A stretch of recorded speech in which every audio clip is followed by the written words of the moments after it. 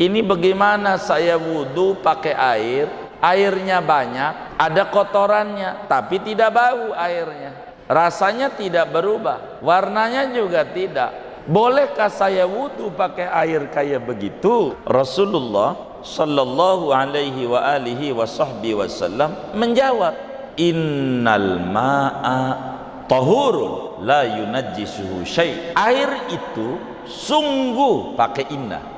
Air yang mana? Air yang banyak. Maka bahasa hadisnya innal ma'a pakai al lil kamal, maknanya lil kasrah. Innal ma'al katsira, sesungguhnya air banyak itu suci, mensucikan, tidak berpengaruh meski ada najis, yang penting tidak berubah. Allahu ya Allahu ya Allah. Assalamualaikum warahmatullahi wabarakatuh. Bismillahirrahmanirrahim. Alhamdulillahi rabbil alamin, wassalatu wassalamu ala sayyidina Muhammadin wa ala alihi wa sahbihi ajma'in. Amma ba'du. Faqad qala al-imam al-muallif rahimahullah wa nafa'ana bihi wa bi barakati ulumihi wa ghafara lahu wa limasyaikhihi wa limasyayikhina amin. Wa an Abi Sa'id al-Khudri, dan diriwayatkan daripada sahabat Nabi Abu Sa'id al-Khudri radhiyallahu anhu, qala, berkata Abu Sa'id, qala Rasulullah sallallahu alaihi wasallam, telah bersabda Rasulullah sallallahu alaihi wasallam, innal ma'a tahurun, sesungguhnya air itu suci, mensucikan, la yunajjisuhu syai'un, tidak membuat najis akan air itu oleh sesuatu.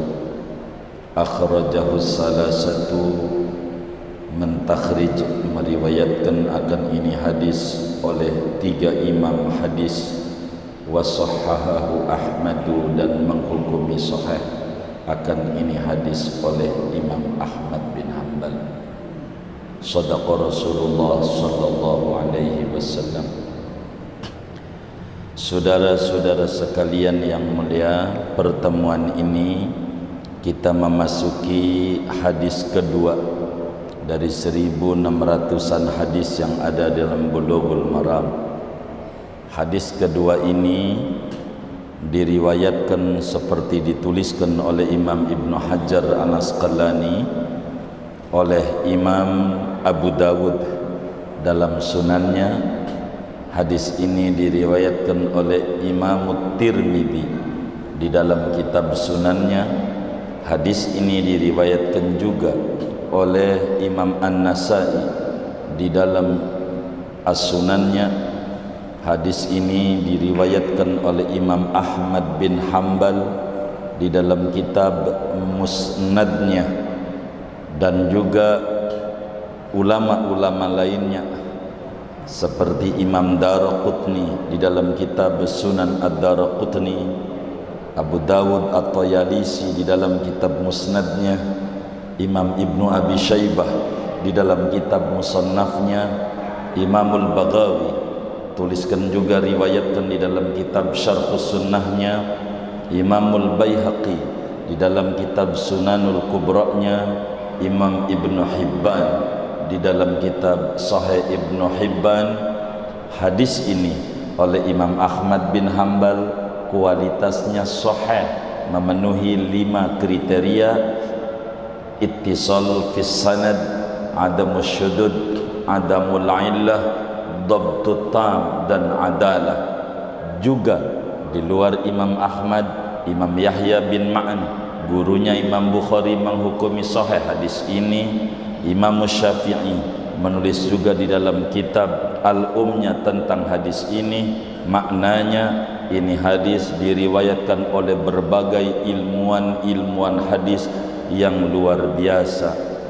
Saudara-saudara sekalian yang mulia, hadis ini yang mana Rasulullah sallallahu alaihi wasallam bersabda, air itu suci mensucikan, tidak terdampak najis oleh sesuatu. Dari mana ini hadis? Ini hadis saudara ada asal muasalnya.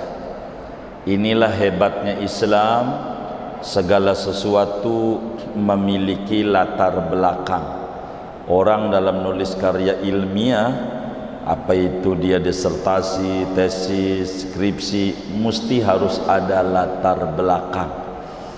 Asbabul wurud, penyebab memilih itu judul.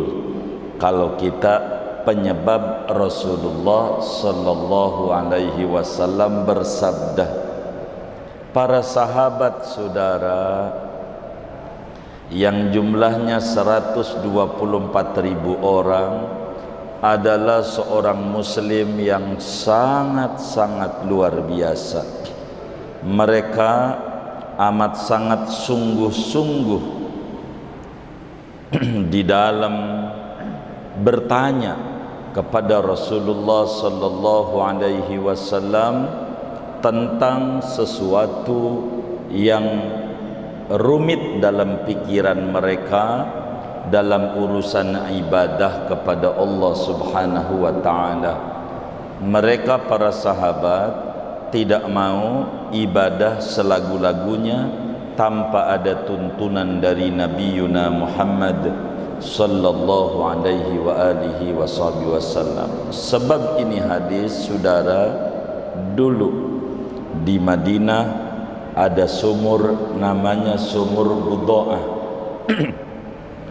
Di Madinah ada sumur namanya Bi'ru Budo'ah, dan boleh dibaca Bido'ah. Ada sumur di Madinah di perkampungan Bani Sa'idah, itu sumur adanya, namanya disebut Bi'ru Budo'ah. Sumur itu saudara banyak bekas-bekas penutup perempuan haid. Kalau orang sekarang softtek, banyak masuk softtek ke situ, anti kerut, anti bocor, ekstra panjang. Begitu. Ada softtek masuk ke situ banyak. Di sumur itu juga ada daging bangkai anjing, juga ada dalam sumur itu. Dan begitu juga banyak sampah-sampah yang berbau busuk resminya masuk dalam sumur itu. Artinya sumur ini banyak sampahnya. Mana sampahnya? Bekas darah haid, ada anjing, dagingnya, bangkainya kan najis, begitu daging-daging anjing ke situ, ada bau-bau busuk ke situ. Ini mereka bertanya terkait ini. Kata mereka, Nabi, ana tawadda'u min bi'ri Budo'ah ya Rasulullah.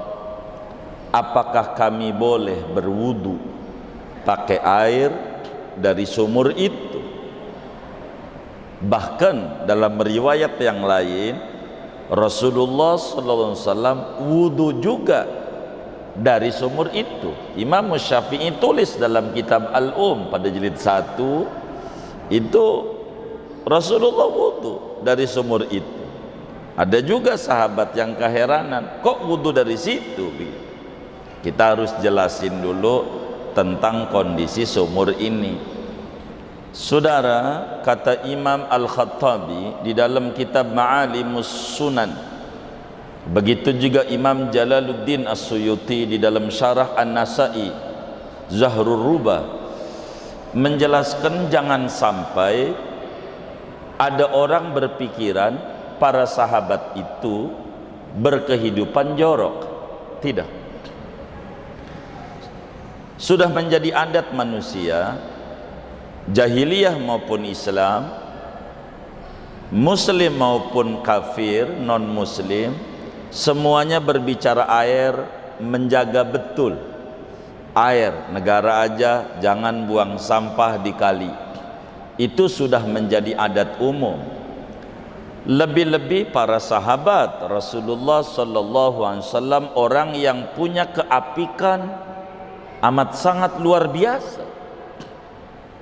Kenapa ini sumur ada bekas, bahasa kita orang softtek? Kenapa ini ada sampah? Begitu. Ada apa?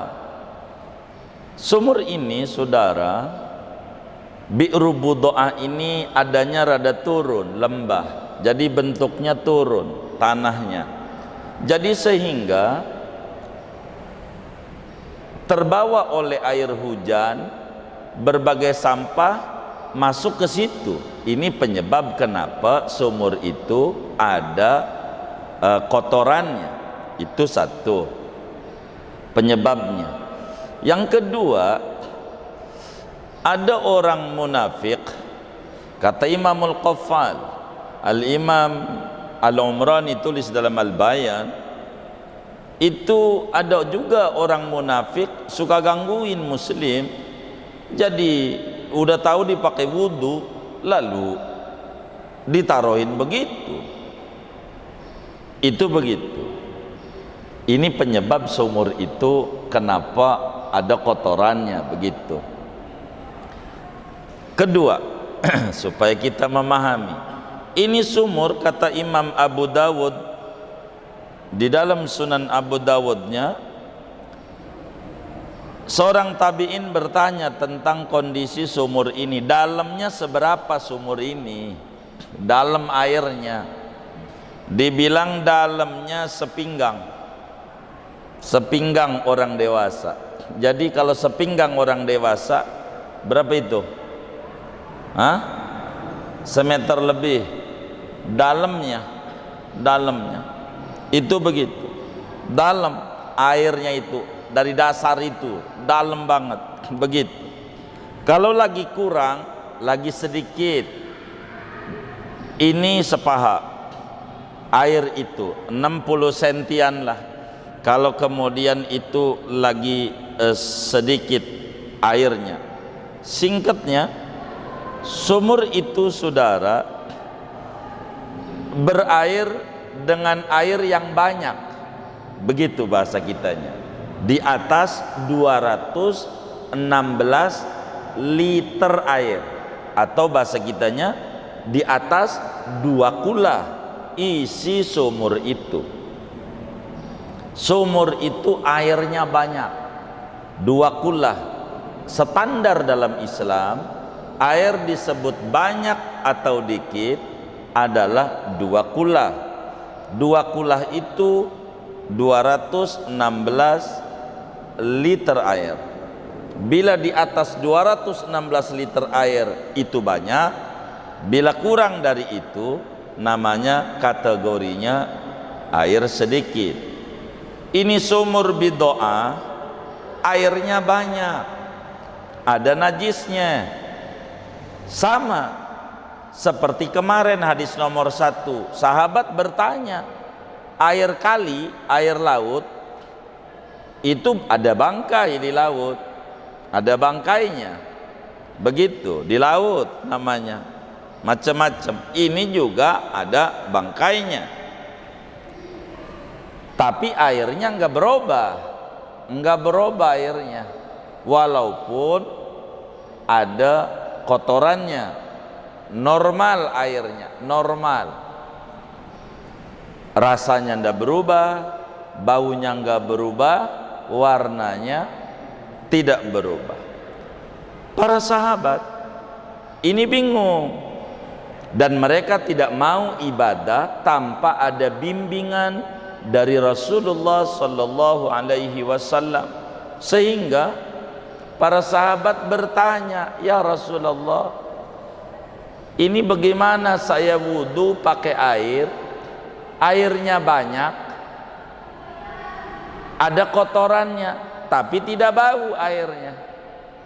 rasanya tidak berubah, warnanya juga tidak. Bolehkah saya wudu pakai air kayak begitu? Maka Rasulullah sallallahu alaihi wa alihi wasallam menjawab dengan jawaban yang luar biasa. Kata Nabi, innal ma'a tahurun la yunajjisuhu syai'. Kata Nabi, air itu sungguh, pakai inna, sesungguhnya, bahasa Betawinya itu kasarnya suwer begitu. Sungguh, kata Nabi, air itu, air yang mana? Air yang banyak. Maka bahasa hadisnya innal ma'a pakai al lil kamal, maknanya lil kasrah. Innal ma'al katsira, sesungguhnya air banyak itu suci, mensucikan, tidak berpengaruh meski ada najis, yang penting tidak berubah. Maka kayak air Cisadane, kali Cisadane disebut kali Jabotabek, jalma kebo tai bebek kumpul di situ, dipakai wudu boleh, gak apa-apa. Kata siapa? Kata Nabi Yuna Muhammad sallallahu alaihi wa alihi wa sahbihi wasallam. Namun saudara, kalau kita membaca hadis ini yang diriwayatkan oleh seorang sahabat besar Rasulullah, Nabi kan punya murid 124.000 orang murid bergelar sahabat. Salah satunya Abu Sa'id Al-Khudri, nama aslinya Sa'ad, punya anak tua yang pertama Sa'id, disebut babanya Sa'id. Nama aslinya Sa'ad bin Malik bin Sinan bin Sa'labah bin Ubaid bin Khudri. Maka Abu Sa'id Al-Khudri orang asli Madinah, keturunan Ansar. Abahnya yang namanya Malik gugur waktu perang Uhud, wafat di Uhud bersama Sayyidina Hamzah. Waktu mau perang, Abu Sa'id Al-Khudri diajak oleh abahnya karena ingin ikut perang Uhud. Kata Abu Sa'id, ya Rasulullah, saya pengen ikut perang melawan itu musuh-musuh Islam.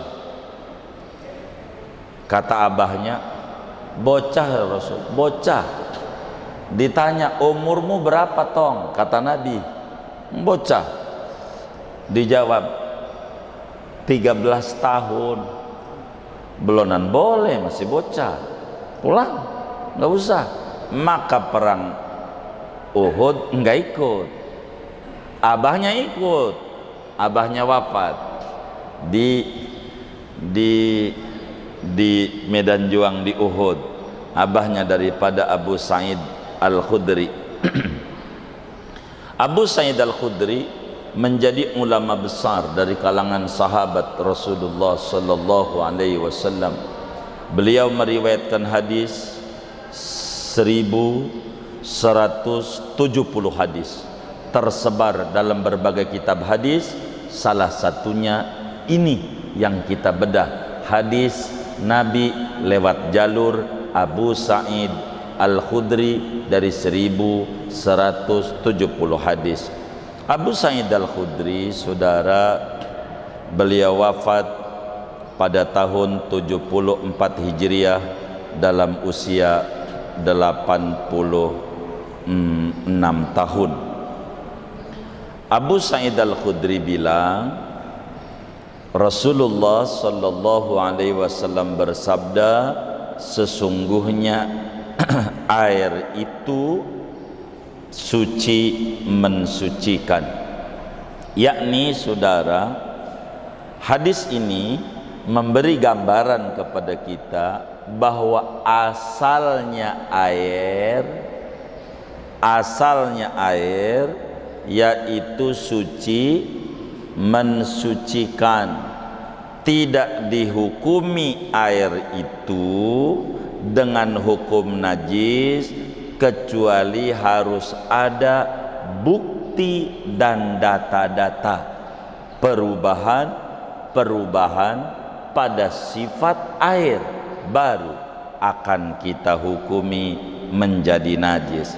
Selama air masih pada karakter air dari apa yang Allah Subhanahu wa ta'ala ciptakan, dari sononya begitu, baik dari sisi warnanya maupun dari sisi baunya maupun dari sisi rasanya, asal air itu dari sononya begitu, pastikan hukumi air itu dengan suci mensucikan. Seperti air belerang, emang dari sononya bau, bukan kita yang membuat. Kita wudhu pakai air belerang boleh, sebab selama air masih pada karakter air dari apa yang Allah ciptakan, baik dari segi warna, bau, rasa, dari sononya kayak air laut asin, dari sononya, maka tidak mengapa, boleh dipakai wudhu, boleh dipakai mandi, boleh dipakai ngilangin najis. Namun saudara, zahir hadis yang nampak hadis ini, Nabi bilang air itu suci mensucikan, tidak terpengaruhi oleh benda najis, mau dikit mau banyak, begitu nampaknya. Tapi enggak, ini ada dua qaid. Ulama-ulama madhab ada dua sorotannya. Imam Malik menyorotinya pada kunci berubah atau tidak. Begitu. Bila tidak berubah, maka air itu masih suci mensucikan. Maka dalam rumus Imam Malik dan diikuti oleh pembesar madhab Syafi'i Imam Ghazali, enggak ada air mustakmal. Begitu. Namun Imamun Syafi'i dan para kubarus Syafi'iyah, hadis ini ada dua taksis yang harus dia bedah. Yang pertama, air itu sedikit atau banyak. Yang kedua, berubah atau tidak. Karena dari hadis ini enggak boleh kita ngaji one day one hadis, enggak boleh. Satu hari satu hadis, nanti bakal bermasalah gitu. Ini hadis belum tuntas. Kalau ngomongin air, tuntasin seluruh hadis air. Ada hadis ketiga nih lanjutannya. Kata Nabi nih dari hadis Abu Umamah, tapi saya belum bedah hari ini. Nanti sebagai penegas hadis ini. Hadis ini cuma Nabi bilang air itu suci mensucikan, tak terdampak dengan adanya najis. Tapi nanti di depan, kecuali bila berubah. Ini kecuali bila berubah ini namanya mentaksis, memberi garis merah tentang hadis ini enda mutlak. Hadis ini mutlak, mau berubah mau tidak masih suci mensucikan. Tidak begitu pemahaman para ulama, karena hadisnya bukan satu doang, harus ada hadis yang lain. Yang nomor 3 nanti kita bedah. Kalau hari ini takut enggak keburu saya bedahnya. Jadi zahir hadis kita ini hadis umum saudara. Air kalau dari zahirnya tidak menjadi najis dengan kejatuhan najis pada air itu, mau berubah mau tidak. Namun maksud hadis ini adalah apa yang pada hadis ketiga nanti. Maksudnya sebentar lagi bakal kita bedah. Air banyak itu, maksud hadisnya nih, air banyak itu masih suci mensucikan walaupun ada najis, dengan catatan tidak berubah.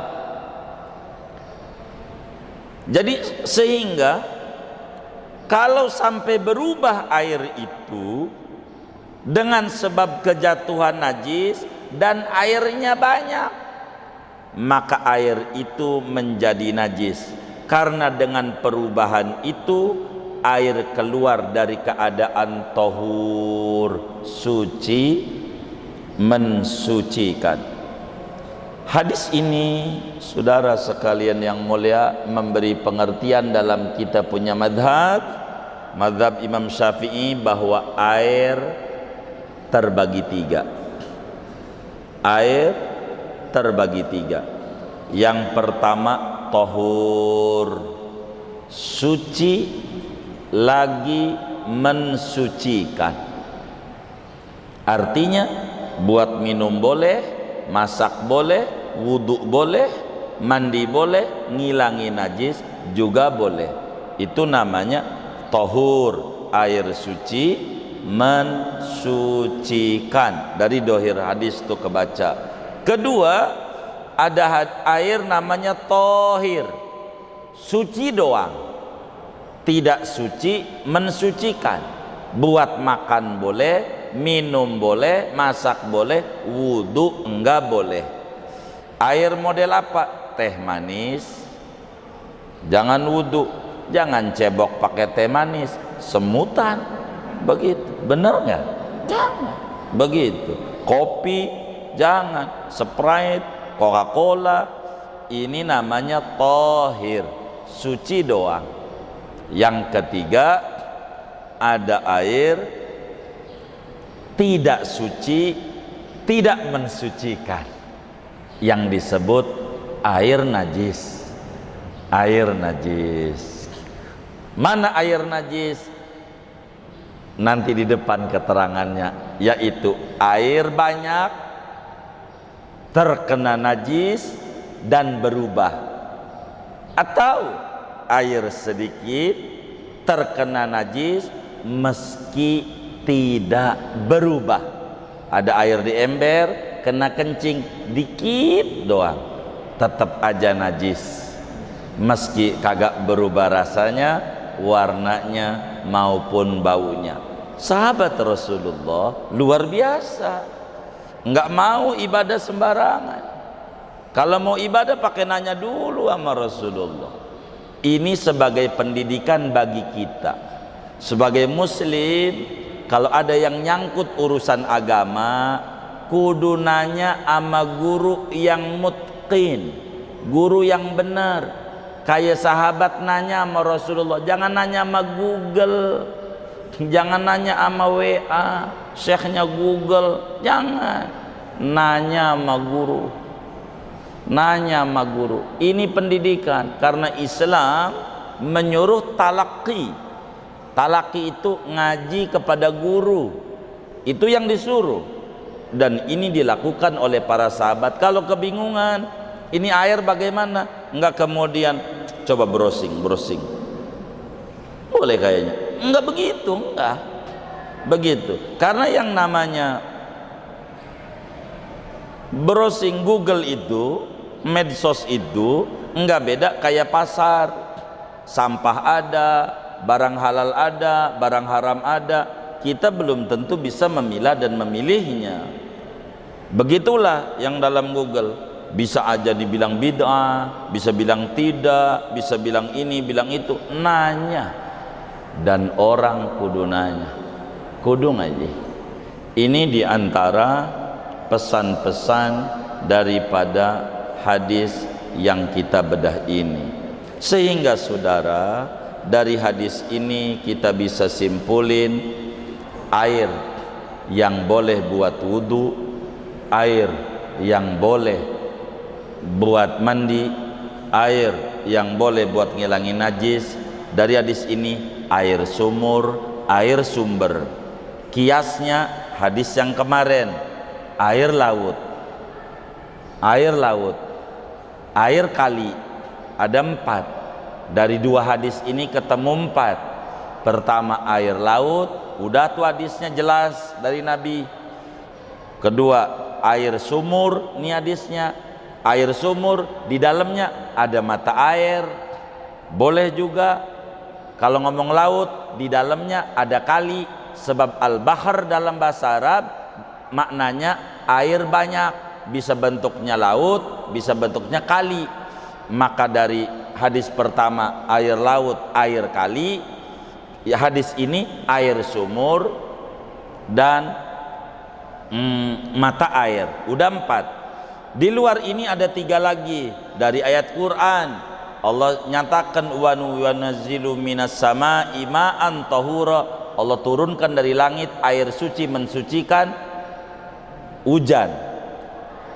Ada lagi di dalam hujan ada salju dan ada embun. Tandanya Rasulullah SAW dalam hadis yang sahih berdoa, Allah magsilni khotoyaya bil ma'i wassalji wal barad. Doa iftitah tuh, Tuhan bersihkan saya punya dosa dengan air salju, air embun.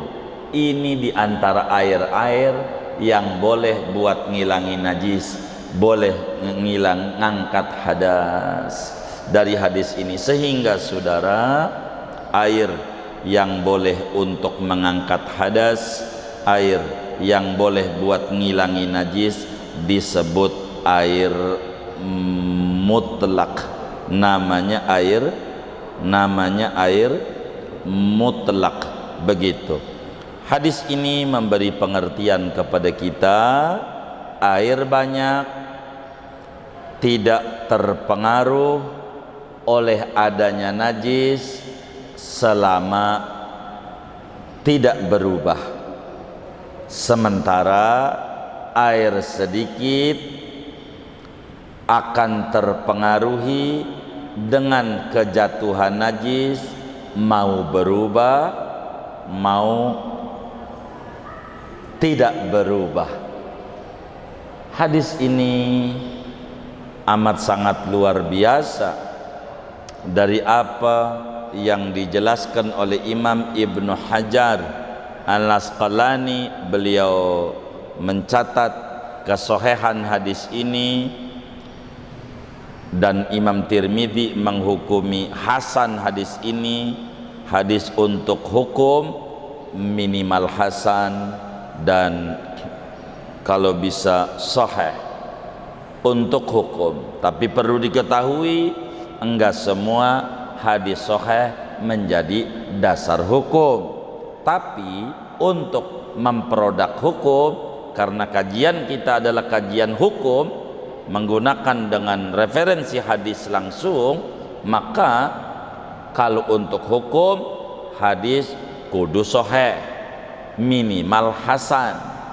Tapi harus kita paham, tidak semua hadis sahih bisa jadi dasar hukum, bisa saja teramandemen oleh hadis yang lain.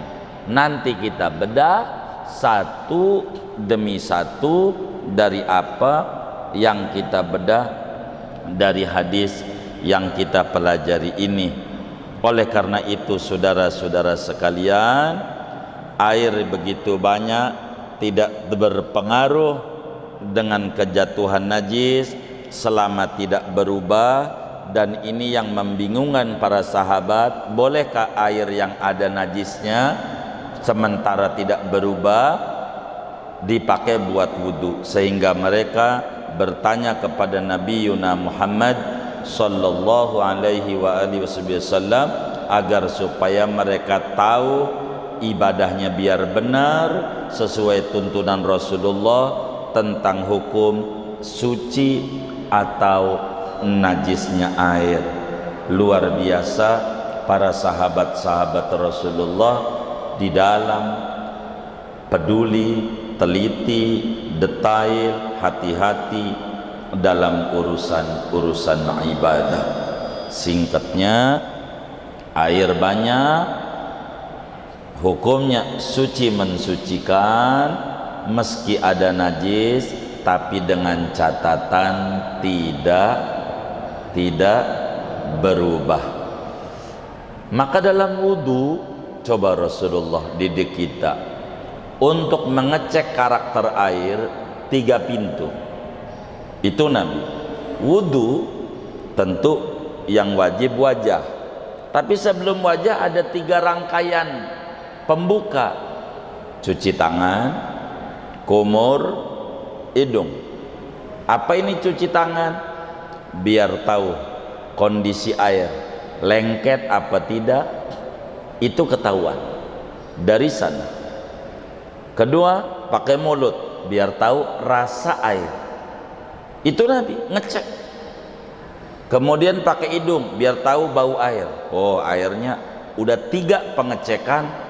Nah, ini suci mensucikan, boleh buat wudhu, boleh buat mandi, boleh buat ngilangin najis. Tapi ingat, yang kedua nabinya bilang air itu suci mensucikan. Maknanya benda cair selain air tidak bisa suci mensucikan. Saudara pakai wudhu pakai minyak goreng bimoli enggak boleh begitu, karena bukan air. Begitu benda cair enggak boleh, karena ma'i' benda cair non air tidak suci mensucikan. Maknanya tidak boleh buat wudu, tidak boleh buat mandi, tidak boleh buat ngilangin najis. Dari mana? Nabinya bilang innal ma'a, bukan innal ma'i'a. Nabi itu menunjukkan bahwa benda cair selain air tidak suci mensucikan. Ini makna daripada hadis yang kita harus bedah. Ndak bisa kita ngaji hadis dari terjemah langsung, harus ngaji biar tahu duduk hadis itu kayak apa.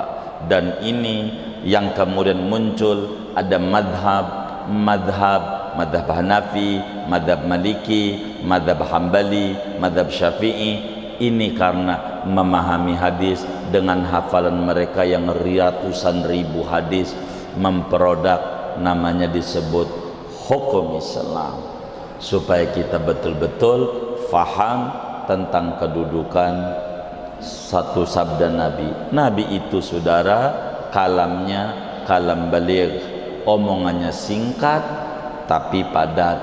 Itulah Nabi, omongannya dikit tapi kandungan maknanya begitu luas dan begitu banyak. Mudah-mudahan Allah beri kita semua pemahaman yang bagus tentang kalam Allah dan kalam Rasulullah. Amin ya rabbal alamin. Segini dulu. Ada yang ditanya mungkin dari materi ini atau di luarnya, dipersilahkan.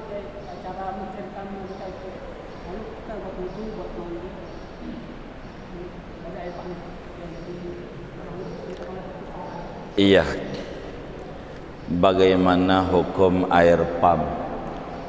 Air pam itu adalah air olahan dengan bahan campuran namanya kaforit.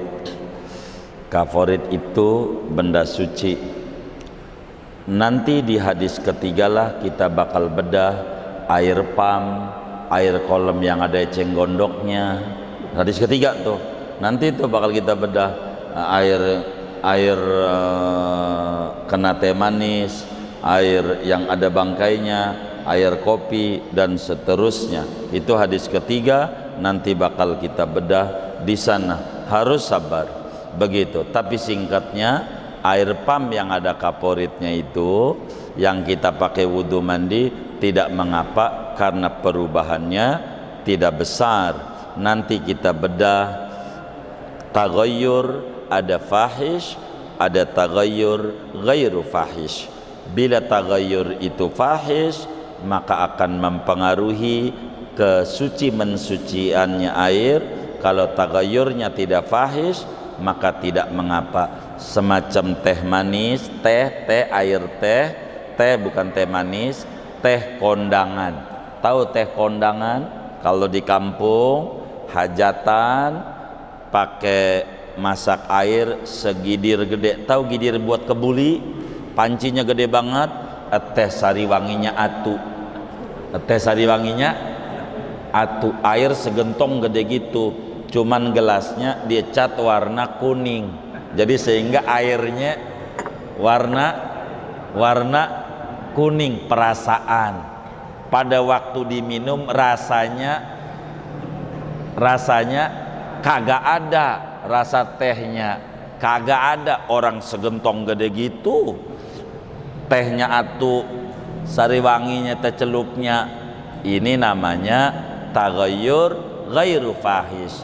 Maka samalah yang namanya disebut air campur kaporit yang pam-pam itu, silahkan saja dipakai wudhu, silahkan saja dipakai mandi, silahkan saja dipakai cebok ngilangin najis, tidak mengapa. Nanti panjangnya pertemuan mendatang. Moga panjang umur, sehat walafiat.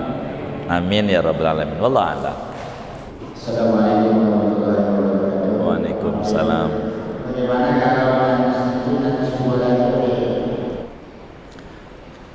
Bagaimana air banyak itu tercampuri dengan najis mughalladah? Tadi udah dijelasin barusan kita ngaji. Nabi sumur daripada sumur bid'ah itu ada daging anjingnya. Bilangin Nabi, ada daging anjingnya di dalam sumur, cuman airnya banyak banget. Sumur bid'ah itu enggak berubah, enggak apa. Lalu Nabi jawab, apa kata Nabi? Innal ma'a tahurun la yunajjisuhu syai'un, taksisnya ay malam yataghayyar. Begitu. Sesungguhnya air banyak itu suci mensucikan, tidak terdampak dengan adanya najis, yang penting tidak berubah. Maka air kali, air laut yang ada anjingnya, bangkai anjing, bangkai babi, bangkai apa aja ada di laut, boleh dipakai untuk wudu, mandi, ngilangin najis dan seterusnya. Wallahu a'lam.